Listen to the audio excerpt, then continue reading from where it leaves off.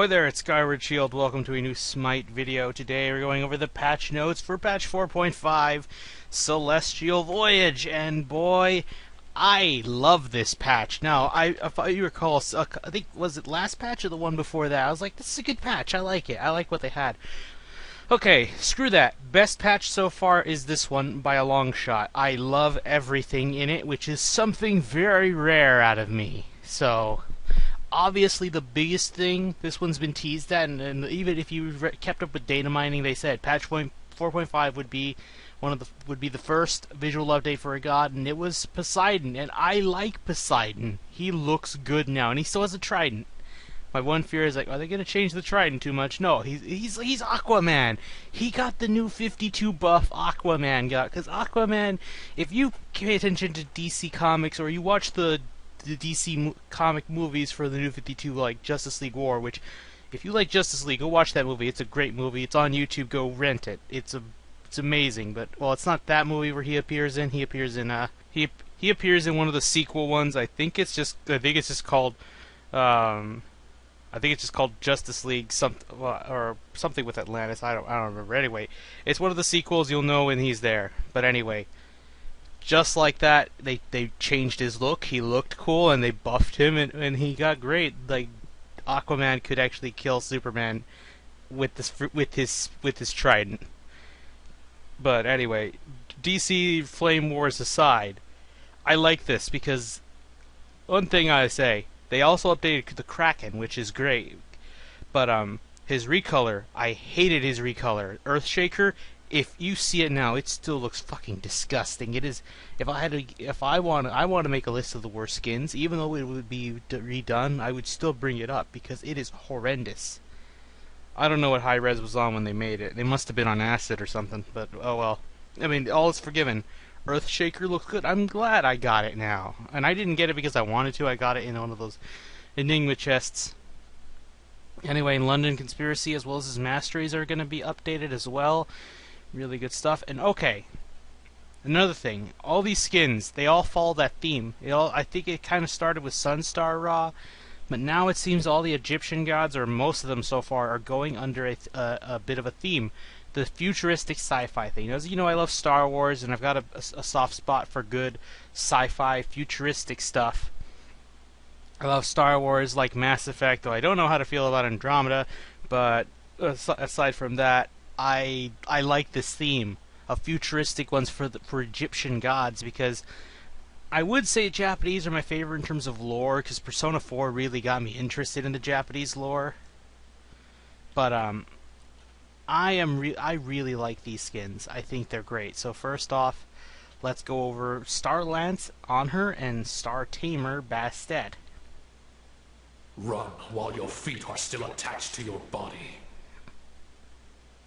In the past, humans knew to respect their betters. She's not a Stardust Crusader, but I'll take it. But also on the subject of stars, Star Eater Kepri and Star Strike Neath.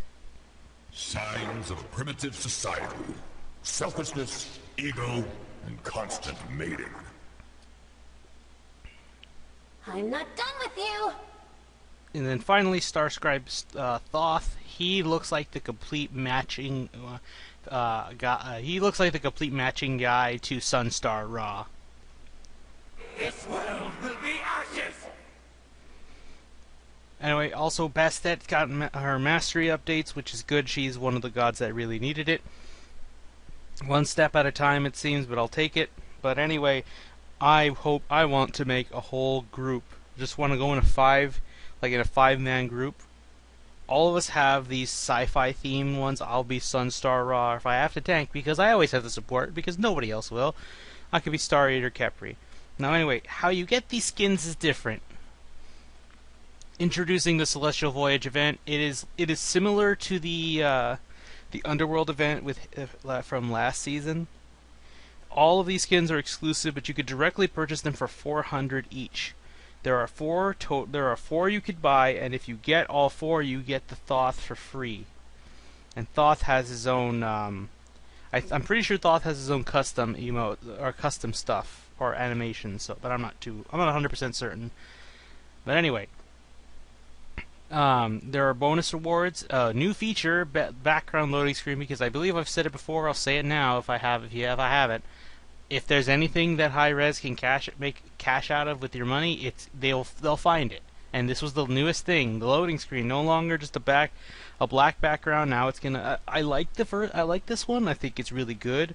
Although I kind of want a new HUD. I like the dark Anubis HUD is cool, but I really would have liked a futuristic one to go with this one. I feel it might have helped encapsulate it even more. But hey, there's a loading frame which I want to use. There's a pedestal and a music theme, so definitely gonna go for those. These are all limited, of course. The skins minus Starscribe Thoth are all exclusive, so you can get them in the future at some point, but we don't know when. But everything else limited. Also, there are gonna be puzzles you gotta do, which I don't. The one caveat, the one thing I want to know for certain is what happens if I get a puzzle wrong and I've already bought all the skins. Does that mean I'm just shit out of luck and I can't go for those again? These are bonus rewards. They could be like chests, favor. I don't know if there's anything else beyond that, but it is my one fear that they'll do that. That's like, if you miss out, too bad. You're SOL.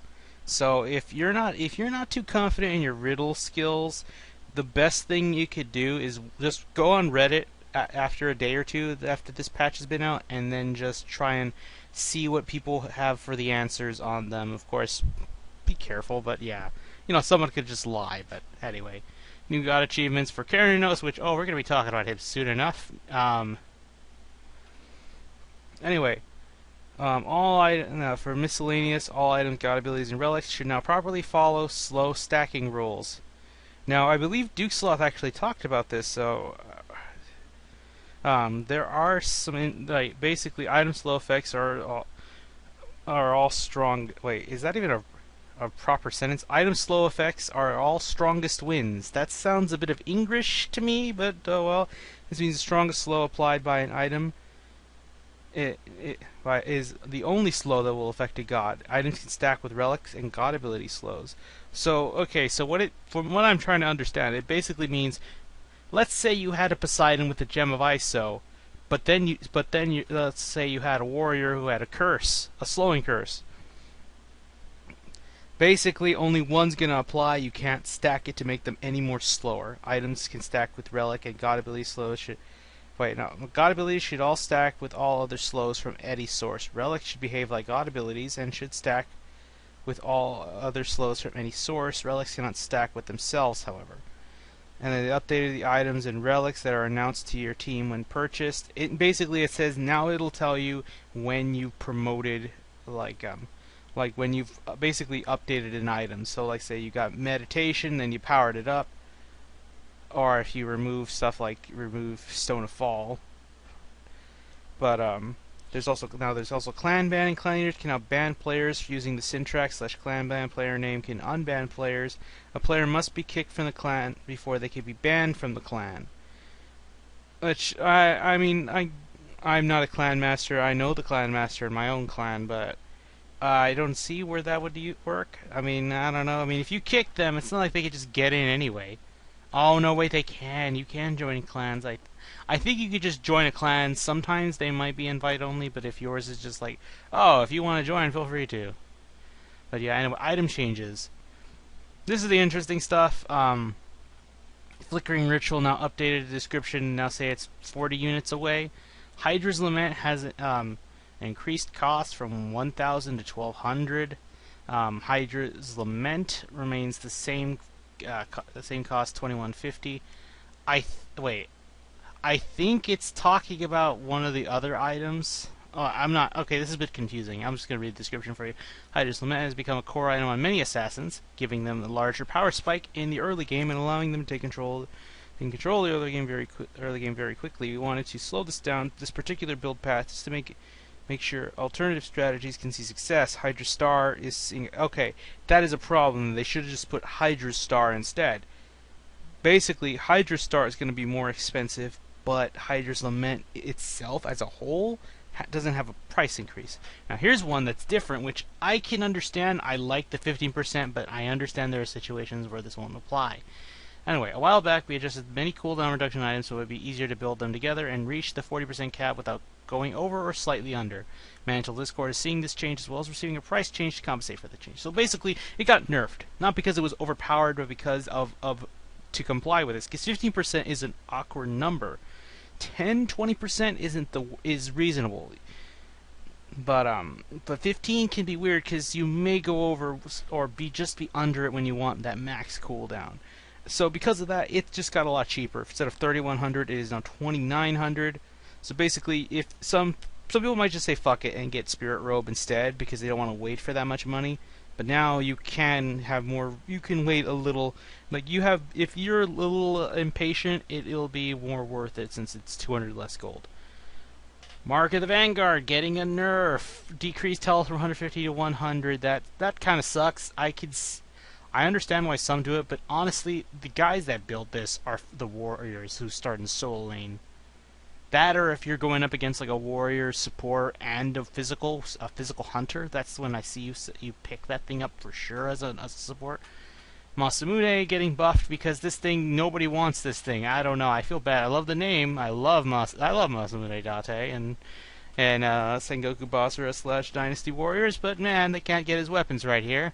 Maybe they should just make it 6 sword instead of 1, because that's how it was cool for me. But references aside, increase the protections provided by each stack from 5 to 7. I don't know if that's going to help it.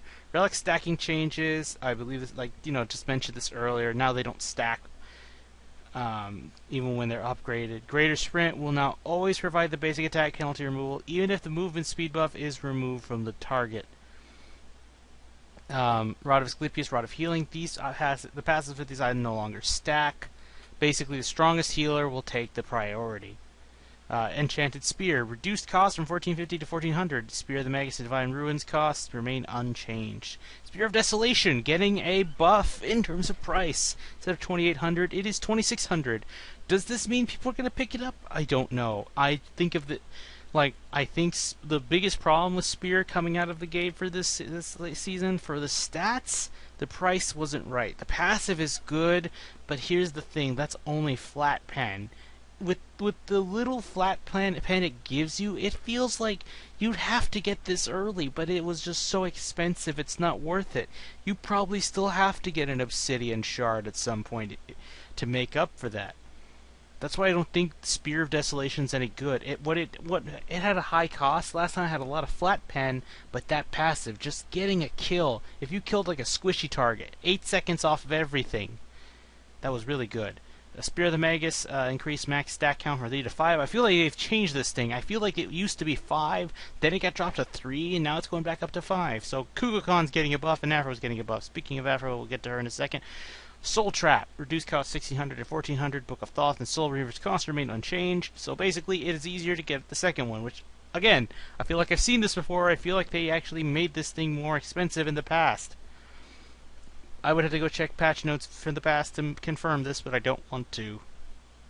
Anyway, the good thing is I like that because the phase from the first item to the second feels like a long time with this one. But anyway, God Changes, Aphrodite, her kiss. A fixed an issue where the same target being kissed by 2 Aphrodites would cause them to gain a permanent speed boost. Now here's the thing, I'm not sure if this just means 2 Aphrodites in general or just an Aphrodite from the team. So basically, if you had a Morrigan, make her transform into Aphrodite, kiss some target, and they get a permanent speed boost. Isn't that insane? Anyway, Aries getting a buff. I actually... the videos aren't out yet, but you might see the video where I queue up with this guy who plays a really good Aries support. And this is going to make him happy. Shackles increased minion damage to 25 to 105 to now 50 to 103. So basically, you could clear a wave with this thing, with the shackles, which, I mean, you wouldn't do that, but basically you could be smart. What you used to do, you don't even bother with the minions. Now you can just kill the archers with this thing most likely, and try to hit the enemy player on the other side of them. Kerninos getting that nerf. Oh god, yeah, rip the dream for him, because you knew it was coming. He, like I said, I still need to make that video responding to one of Duke Sloth's with Thoth, but one of my opinions on that you'll see on there if I ever do get it up in time, is that unless a god has a big impact from when the minute they leave the gate, they're just going to be talked about being over. They're going to be called underpowered, like Thoth and Fafnir and Terra. Like oh, they're poor, buff them please. But if they come out of the gate swinging and going for the fences, they'll be demanded to be nerfed, because if they're already surprising the world by casuals, just imagine what happens when the pros pick them up. So that's why they do it. But anyway, base power from his basic attacks 40 to 37. Shifter of Season reduce base power from 40 to 37. And Bramble Blast no longer slows. Basically, a good Karanos combo I saw and noticed a lot was Bramble Blast, which that sounds like a Donkey Kong thing, by the way. I don't know if I've said that already, but it really does sound like something from Donkey Kong. Not only that, but with the slows, you could drop your ult at the same time, and it is really hard. Unless they have a jump to get out of, they're going to get turned into boars. Anyway, Hercules. Hercules was he has been one of the best warriors in the game this year.